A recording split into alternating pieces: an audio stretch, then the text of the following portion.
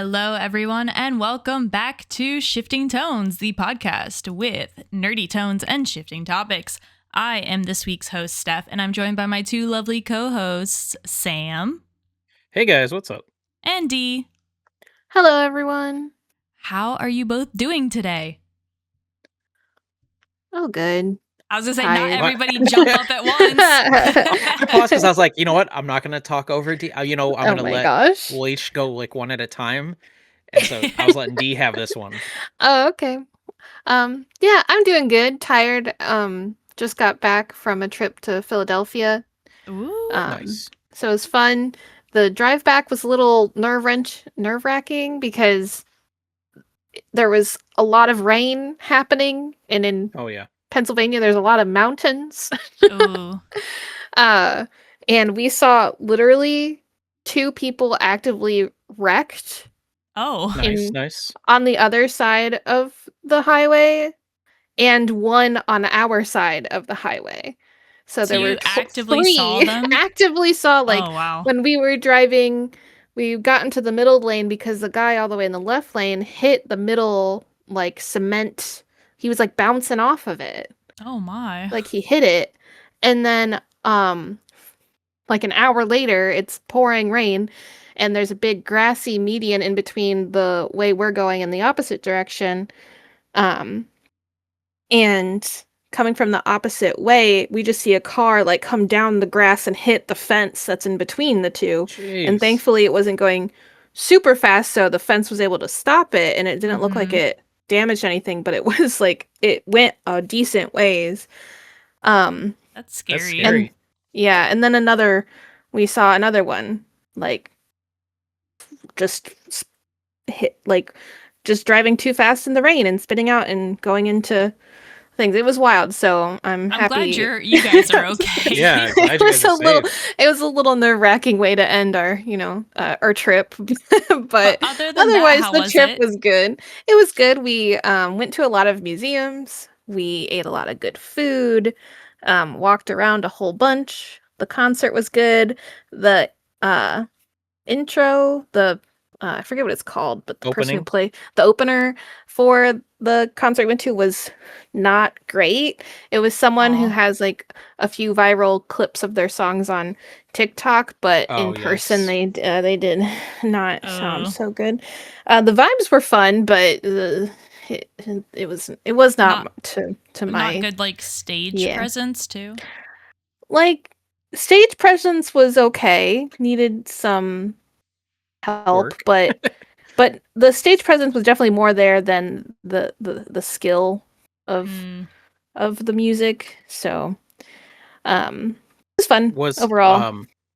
Were you guys sitting or standing the whole time? It was general admission, so we were standing the whole time, but we did get to go up to a bar and have some drinks, and I had a green tea cocktail for the first time, and I realized it's just kind of like a Long Island iced tea, and I drank it way too fast because I was so thirsty because it was also hot as heck. So but so you were having a great time as well. It was a good time. It was a good time. I was vibing.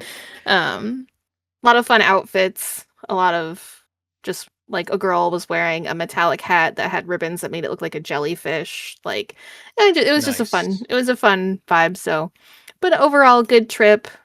Ate a lot of food, walked a lot. Andy and I realized we're definitely homebodies. we're just not made for a bigger city. I think we're more so mid-range city or suburbs. Small to medium-sized town, Yeah, we don't like the congestion, and oh my gosh, there's so many one-way streets, and every lift we took except for one drove like so wildly. The best big city I've ever drove in was Boston. Pretty simple to drive in for the most part, but some other cities like Philly and Pittsburgh out, closer to that way, they're tough. A lot of one ways, like you said. A lot of hills. A lot of one ways, a lot of like horrible view for the roads that you're going into. Like I don't know.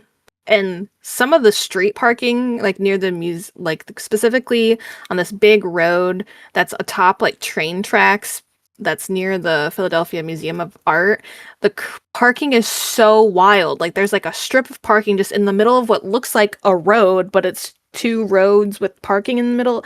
That's weird. Gave me anxiety.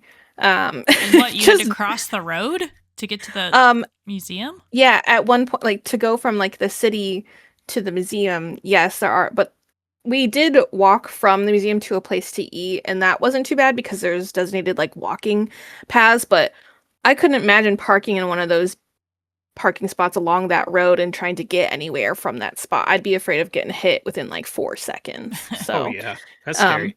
And the Airbnb where we parked, it was all one-way streets, and you had to park like halfway up on the curb so you didn't impede the people who need to use the actual road. So that was a little odd too.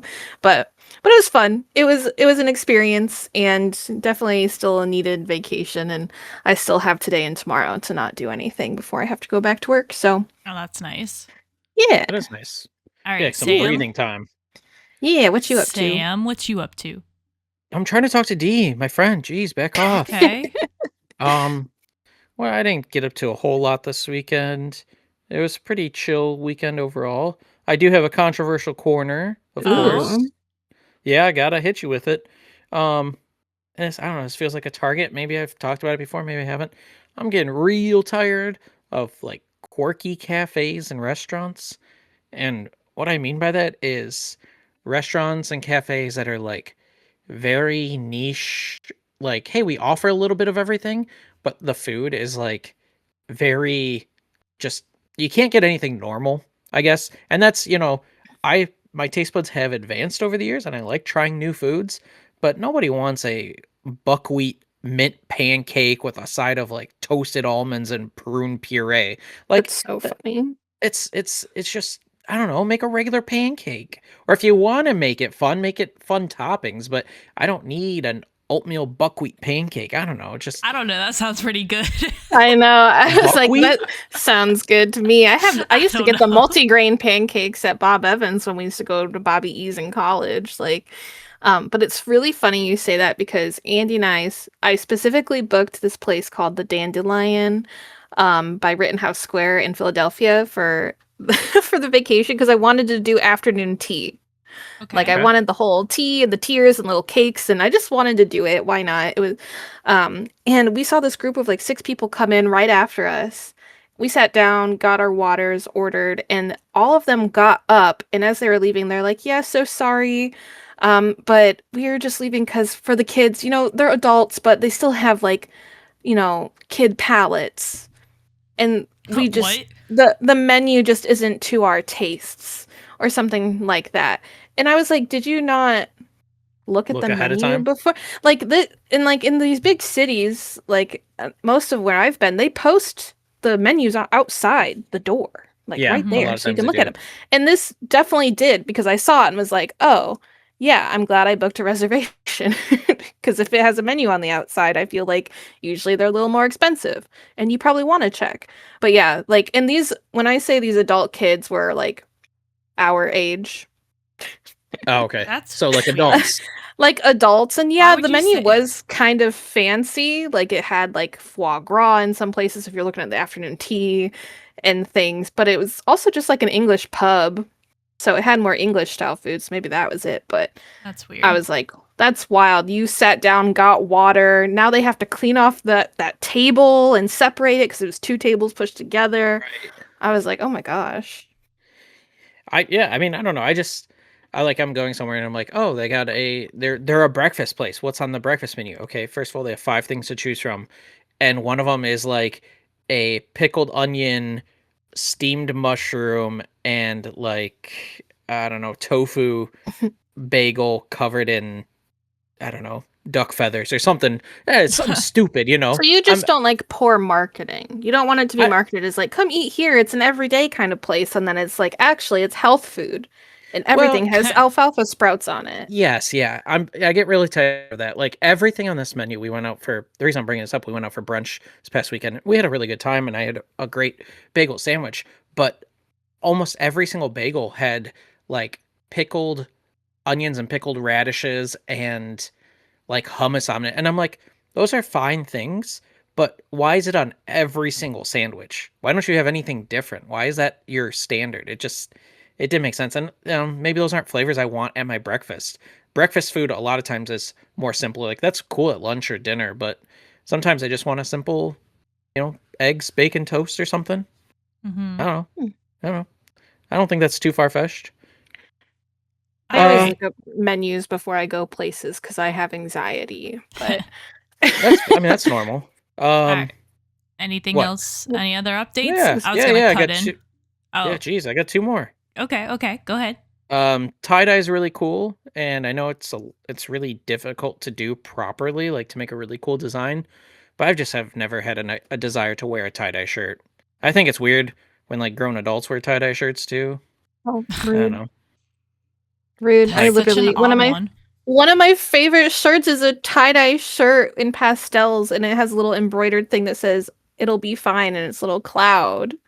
It's one of my favorite shirts. And that's it for that. And then after watching the new Spider-Man movie this weekend, which was fantastic, no spoilers, but Solo Leveling and Naruto are both in the movie and canon to the MCU now. So there you go, nerds. My controversial corner is I still feel like that's a spoiler when you say it's not spoilers, and you still tell something about the movie. It's not a spoiler. If you went to Spider-Man, they don't. They're on posters in the background of a wall. I was about to say, someone probably Andy's guess was someone was Naruto running in the that was funny. And I was like, I hope so. That'd be fun. No, they're just posters on the wall in one scene. Oh, that's fun. Yeah. Well, Steph, how are you doing? I'm good. You talked about rain and yours. I have my little update about rain as well. So my family and we went to the Polish picnic. We go almost every year around this time, just to eat pierogi and listen to polka. That's basically it. The 2 Ps. That's all you need. The 2 Ps. But apparently it decided to downpour rain during the whole performance. So yikes. So Garfield went to go get me a plate of food, and it was perfectly fine. And as soon as he grabbed both of our plates, that's when the downpour started. Oh, Thankfully, my mom brought umbrellas because we did not, but it was like a shitty umbrella. So I don't know how this was. Rain was just seeping through. Like I was getting hit, directly in the center of this umbrella. And I was like, oh my God, of course, it's just not well made. And then Garfield got trapped with our food. So at one point I just had to get up out of the seat and because I was trying to just save the seats because I'm like, I don't want to get up or else it's going to get wet. And I said, you know what? I'm hungry. I'm giving up. And so I had to go meet him to then go eat my food under this like shelter because he didn't have an umbrella. But the only cool part of this story that's a little better than just me complaining about rain is that he inherited his grandfather's accordion, and it hasn't been okay. Yeah, right. Okay, but it hasn't been touched in like 20 years. But one of the band members, we actually went up to talk to the polka band because they were actually maybe around our age, maybe a couple years older than us, but I would definitely say mid to late 30s. And they had an accordion player. So we kind of just went up and said, hey, we have an accordion. Do you want to check it out for us just to see if it like works? And the guy was like, yeah, bring it over on our next break and I can look at it. And we brought it over when they paused the music. Thankfully, the rain was also paused during this moment. Wait, did you preemptively bring the accordion to the festival? Nice. Yes, it's a polka for the hopes of this. Yeah, it's a polka band. Of course they have an accordion. When else are you going to know someone who knows how to play an accordion is going to be somewhere? How hard it is online to find people that play the accordion? It is very hard. I see the strategy. I see it now, but I'm just like thinking, I'm like, could you guys, I'm trying to imagine you guys getting ready. All right, we got this. Do you have the accordion? We brought an accordion, but not an umbrella. If that's amazing. Those are our priorities. We were like, oh, there's a chance for rain. Do we need an umbrella? But we need the accordion. That's gotta come. That's right. But yeah, so he checked it out on the break, and then he asked us, he's like, can I play it if it, just to see? And we were like, yeah, go ahead. So he was playing it, and he said, yeah, you don't have to change anything. It works. So that was really cool. I got a small little video on my phone of him playing, and I'm like, oh, that's awesome. So nice. That was my little story. Speaking of, go ahead. Man, I can't get a word in today. I was just gonna say my grandpa also had an accordion. I don't know if it works, so I'll bring it down next time we see you guys, and perfect. You can go take it to your accordion guy. Yes, I'll hook you up. I have an in now. Yeah. Speaking of music, I'm gonna segue us over to the main topic of today, in which we are going to yap about AMVs. I'm pretty sure in season 1 of Shifting Tones, I did an episode about AMVs and what they are and how much I love them. Mm-hmm. But now we have a new host and a new season. So I kind of wanted to touch on this topic again. So we're talking about AMVs, which if you do not know, dear listener, it is an anime music video. Let's just start off like this. How about this? Sam, what do you know about AMVs? What I know about AMVs is what you told us last time on the podcast that I completely forgot. And that time we went to a convention together and we watched some AMVs for about, I don't know, probably a half hour to an hour. The 4 of us sat there and watched them. So that was fun. I know it's taking random clips of either a single anime or multiple different animes and combining them together and just, editing them and then throwing some cool music over it, always Linkin Park or whatever. Basically. Dee, what do you know about AMVs? I stumbled upon them definitely in like middle school, high school on YouTube back in the day. More so just trying to find I'm pretty sure a song, and I just the first thing that popped up instead of the actual song, because they weren't really released on YouTube, or not all of them had music videos. Mm-hmm. I found a bunch of AMVs. And I think they were just random animes at the time that I wasn't aware of, but I know one of my friends in high school was really into them and used to watch them. Nice. Yes, so I mean, you guys both nailed it on the head. It is basically just, fan-made music video that have clips. And it's typically anime, like the Japanese anime shows. AMV is very specific. There's different types of these music videos, you could do manga ones, CMV, cosplay music videos, GMV, which is gaming music videos. So the AMV, the A is important. So it specifically goes with anime. But yeah, you pretty much just a person basically edits these different anime clips together with whatever song they like, and then you just post it on the internet. And mostly YouTube is kind of where they gained the biggest traction. Sam, you did mention about the anime conventions, and that played a huge role in AMVs becoming more and more popular through the years. So we're going to talk about that as well. So Sam, is the first time you kind of watched AMVs, was it because of me, or did you know about them before? I think I saw 1 or 2 before, but maybe more or less a friend showing me hey, have you seen this cool thing, and not knowing it was an AMV, and then you pretty much getting me more into it, or at least showing me more of them for sure. Okay. When's the last time you watched an AMV? Was it the last time just the anime convention that we went to 2 years ago? Yeah, there's on TikTok, they pop up every once in a while. primarily more when I'm shifting or scrolling on the shifting tones. Scrolling on the shifting tones TikTok page, which you should go follow.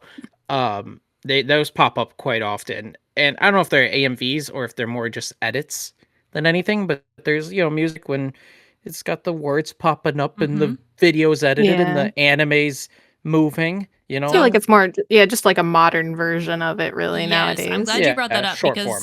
Yes, it is short form, which is the short form version of the AMV is not the whole entire song, but just like a part of the song. Usually, I like to think of like a song for an AMV, right, is typically what, like 3.5 minutes for a regular full length song. I like to think of edits as like under a minute and a half. So about half or under.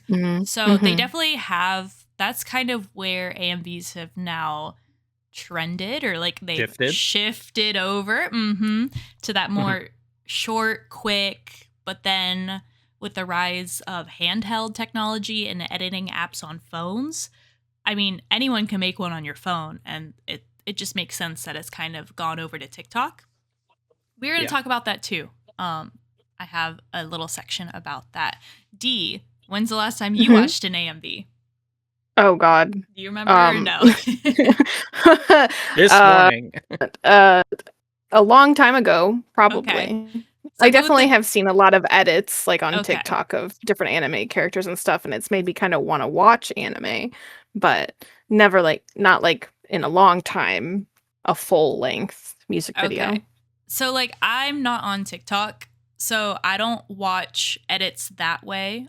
I still will watch AMVs because I just love the labor of love and the passion that the animators, not animators, the editors, they put into creating these AMVs. They're just so good a lot of the time, especially if I watch just different animes. I'm like, oh, I want to see how someone made something, or what they did with certain clips or certain scenes. Like if I watch an anime and there's like a certain moment that happened in the anime, like for example, say in Naruto when it was like the Rock Lee Gaara fight, I'm like, I want to see that fight again, but now we put music to it. Like I just like to see how people do that, and I want to relive the moment.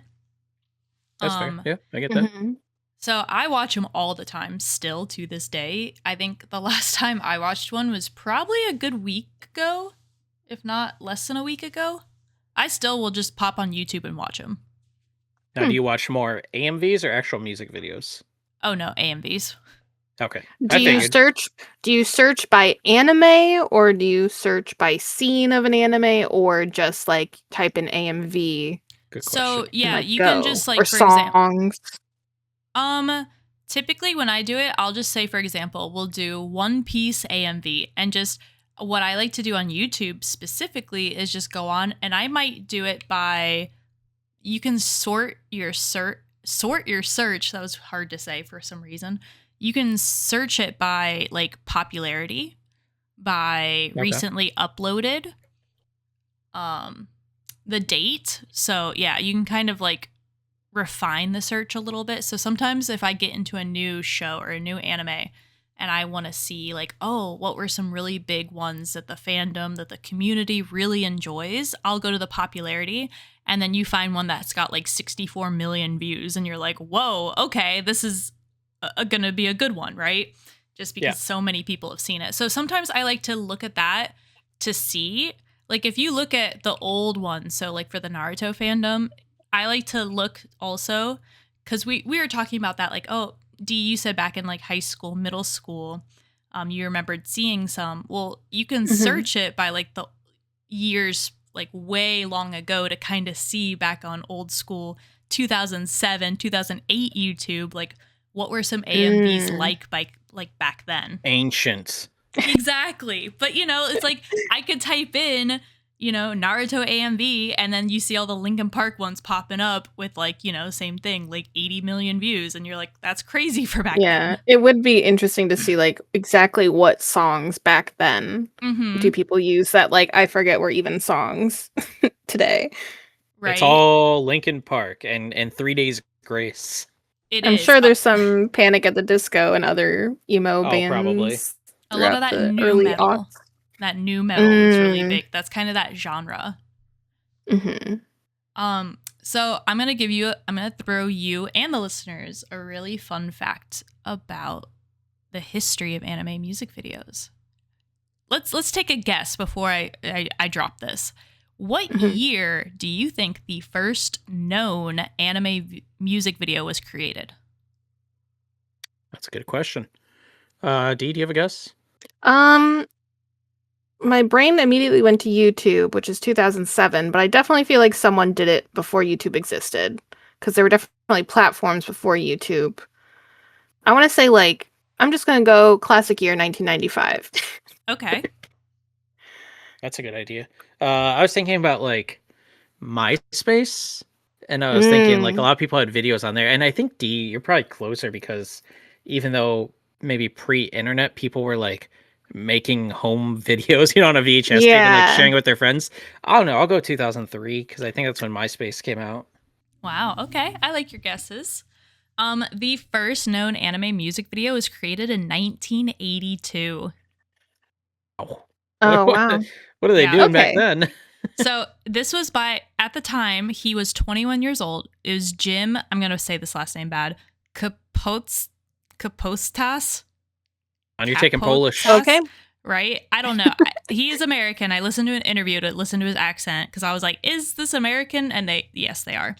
But basically, he was 21 in 1982, and he hooked up two video cassette records to each other and edited like the violent scenes from this anime Star Blazers to All You Need Is Love by the Beatles to produce just a funny, humorous effect. And that's really good. He had it on just VHS tape. And so that's, I guess, what they first did was, you just record and you kind of somehow recorded it together. I don't know how that worked, but they did it. Mm-hmm. But yeah, the groups would, and back when those tape distributions were happening, more and more people were adding AMVs to the end of the VHS tapes to fill space that couldn't fit a full episode. I don't know. I know you guys came over to my house. Do you remember seeing the Pokemon episodes we had on VHS tapes? Yes. Yes. Yeah. That's when they used to, back when those did not hold a lot of space. It was just like a couple episodes. But then, you might have a couple minutes left on the tape that doesn't fit a full episode. So people were just adding AMVs to it. Oh my God. Reminds me flashbacks to my family having Jimmy Neutron Boy Genius on VHS, and there are two music videos at the end of the movie after the credits, one Jesse McCartney and one Kids of America, that were like scenes from the movie interspersed between. Good times. That's exactly the movie about the jeans. The pants walk. Sorry, I got Jimmy Neutron questions. Is that the pants one, or is that the one where they go to space? Their parents get kidnapped. Okay. I think the parents get kidnapped and they use from the aliens, right? The aliens, yeah, that one. Yeah. Sorry, I was just curious. It was a solid movie. I watched it a lot. I'm glad you said that because I completely forgot that. Yeah, I do. Like as you were talking, I was just like remembering. I'm like, I remember like they had, but those were like actual music videos from real bands. These were ones. Yeah, these were ones that just fans were making themselves to which kind is crazy. of pass along to other fans. Yeah. So I just thought that was really cool when I read that, and I was like, oh my gosh, like I didn't know, but everything had to start from something. But that was the earliest. The biggest thing was during the 1990s. So getting closer to what you guessed, Dee, is when the AMVs became part of the anime convention scene. Oh, okay. Wow, all the way back then. Yeah. Well, anime conventions have been around for quite a bit. Well, just more that they're including AMVs as like a part of the convention at that point is pretty.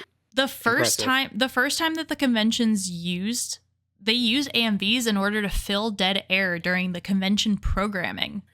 Oh, So say, for example, you have a cosplay competition, right? And then you're going, I don't know, say you have like a certain section and then you need to pause because the people just walked up to show their their costumes, and you have to take like a 15-minute break to then have the dance groups come out later, but you need that pause to set up. I don't know, whatever. They would just play AMVs as the audience waited. And I guess it just became so popular that eventually all the anime conventions just started including AMVs as their own thing for people to enjoy. So then they started having like shows and contests for like the best edited anime music video and stuff like that. It makes sense. I mean, overall, like to have something creative like that in a creative space to kind of at first fill gaps, but then become a competition because they knew people were enjoying it and doing it. So it's fun. I like that little bit of history. Yeah. Mm-hmm. I remember growing up and I went to a lot of... Okay. I went to a lot of anime conventions and I definitely loved seeing the music videos or the AMVs because it was just such a, like I said before, just like a labor of love. It's kind of like I talked about before with like fan fictions is like you're just doing it for the love of the game. You're not getting paid. You're spending 30 plus hours in Windows Movie Maker, like, downloading illegal clips or maybe downloading it off YouTube to maybe try and get this anime clip that you want just to put it with, Numb by Linkin Park. But God, you're going to do it. You're going to do it because you love it. So that's right. Well, and because it's fan made, it's like, you might have two characters who are rarely in the same scene together. Someone might ditch all of those scenes together to make a story that you might not have like really thought about, but because someone just really liked the duo, they're just gonna make it interesting. I think that's fun too, seeing what everyone like, what they actually make out of it for the AMVs. And there's such like unique styles to it. Like you can definitely tell different editor personalities when you watch AMVs because they all have their own little like significant thing they do. Like there are certain animators that they put in the extra work where they might leave in audio from the anime playing or like sound effects from the anime and tie it into the music. Like, so say if the beat drops, maybe that's when the sword slashes, a demon from Demon Slayer or something like that. Like as soon as the beat goes, you hear the whoosh like sound that goes with it. So it's really cool, the different types of things that people do with it. I have a question. Yes. Do you have a favorite AMV of all time? Like one you can like always go back and watch and it's just like, this is what got me into AMVs. No. I you're would willing have to like admit on a recording. It would definitely be, like I said, it is the early Linkin Park, Naruto, probably like the Naruto Sasuke fight, like those ones. Yeah, those are probably the ones that for sure got me into it. I think I mentioned it earlier, Rock Lee Gaara fight. Just all the early Naruto ones with Linkin Park is for sure what got me addicted to it. To the point, to the point where like I've made AMVs when I was in middle school, high school. Oh, do you still have those? I do. I still have the channel. I see those sometimes. Steph definitely has them somewhere. Are these on YouTube? They are, and they're still on YouTube. Oh, I gotta watch them.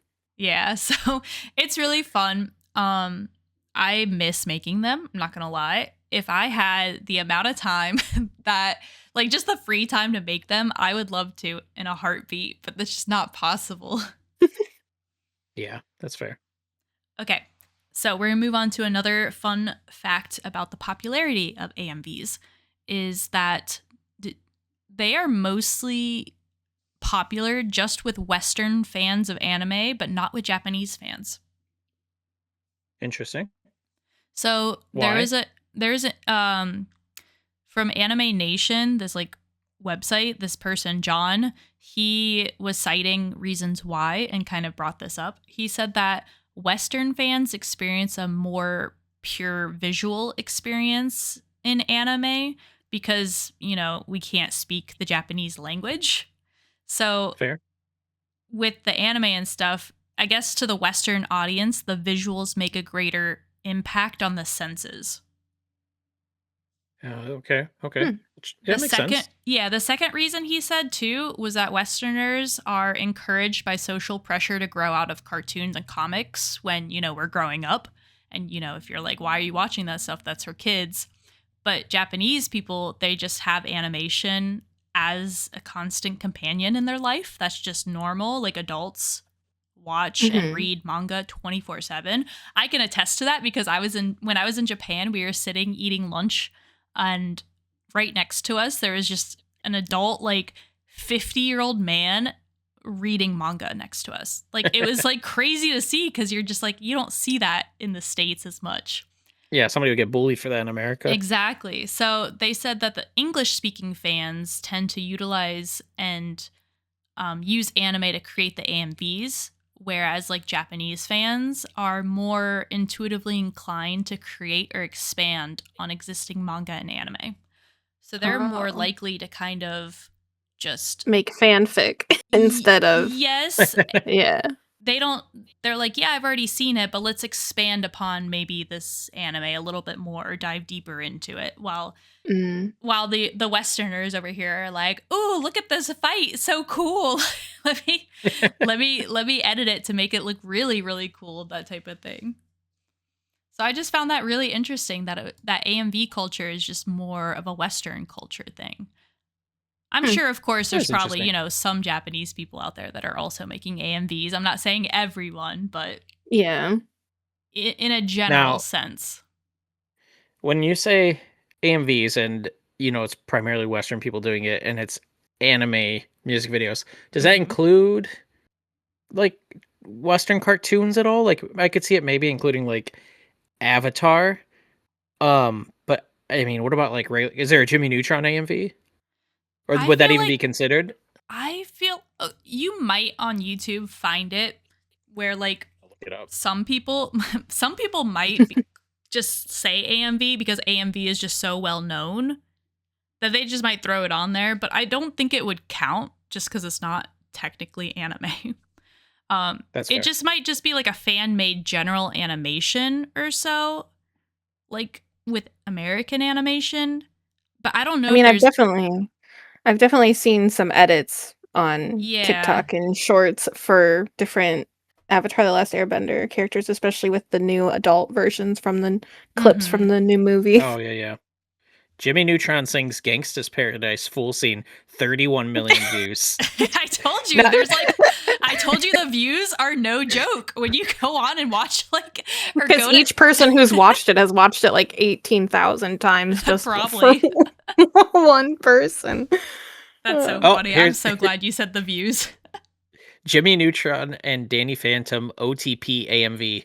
100,000 views 10 years ago, and that's like pretty good. Really bad 3D modeling. Oh my god. Yeah, so it's really fun it's especially fun to go back on YouTube. Like I said, if you find the upload date and you can change it to like old, it's really fun to see how many views some of those things have and just to see what the culture was like back then.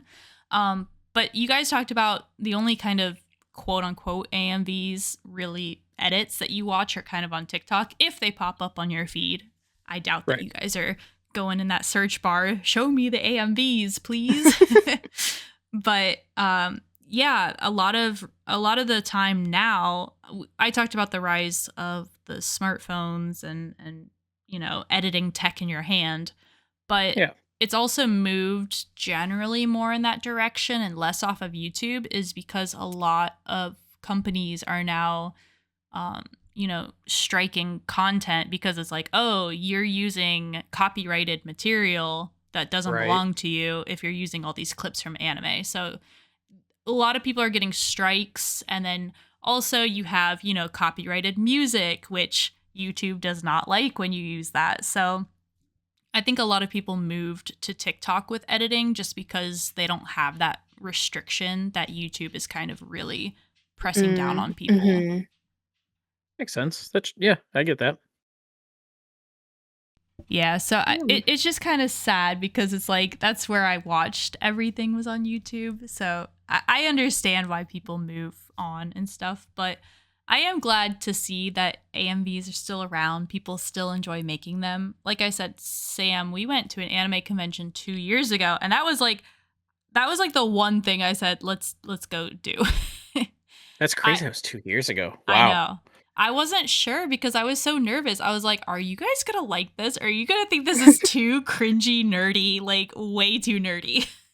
No, I had a good time. It was fun. And there was some like, it wasn't just new animes either. There was that weird like wolf people one. Do you remember that? It was like an 80s anime, and that was like 5 minutes long, whatever that was. And we were trying to super long. We were like, all of us were on our phones trying to search like 1980s wolf anime. Like I remember we were trying to find it. It was so specific and we never found it. Nope, never found it. Oh my gosh. But it was memorable. Oh yeah, absolutely. All right. Any closing thoughts on AMVs? I think people should do more of them. I think it's a good way to be creative and express your interests not only in anime but also in music and editing, and it just kind of shows that you have this talent, and it's kind of cool to see the different ideas that people come up with. What songs people choose, because maybe a lot of times people choose more upbeat and heavier funky songs or something with a lot of like drops and stuff like that. But if somebody finds a way to incorporate a more slow song or something unique that you probably haven't heard, that'd be really cool to see. So if you've made an AMV or you want to make one, you want to show it to us, send it to us. I will watch it. Yeah, shiftingtonespod@gmail.com, or you can, I don't know, put it on our Reddit or subreddit, right? We have a subreddit? Tag us in YouTube. I'll see it. Oh yeah, tag us in YouTube, yeah. YouTube, TikTok, Reddit. Dee, any final thoughts?